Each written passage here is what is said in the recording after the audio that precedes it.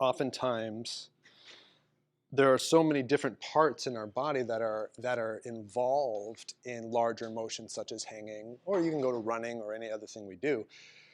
It's usually the smallest, most vulnerable parts that keep us from doing it. Whether, like, if you have injured your pinky toe, it might keep you from moving at all. you know.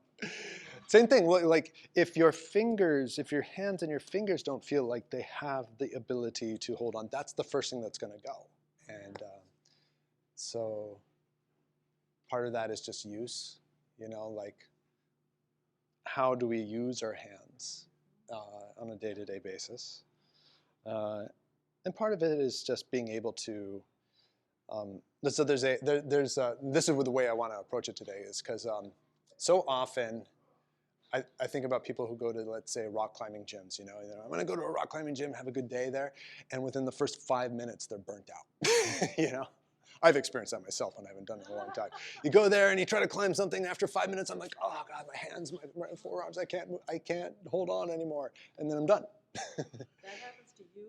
Well, yeah, I think it happens to everybody if you haven't done it in a while. I'm like, Yeah, absolutely, it does. No, it does, because the variations and the differences, and if you really have to rely on the parts that aren't used to being relied upon, then it takes more adaptation, more time to be able to build that. So how do we then, the unfortunate thing about that is then if you're burnt out because your fingers like get tired too quickly, or maybe you get a blister on your palm,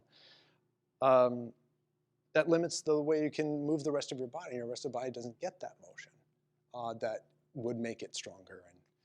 And so I'm hoping today what we can do is we can look at the whole and then break it down into the parts.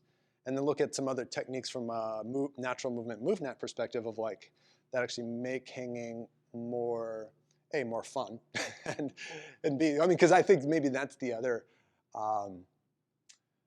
sort of the impediment to, or the obstacle to building a hanging practice, is sometimes get up there and you're just hanging and say, okay, now what? After 30 seconds, I'm kind of bored with this.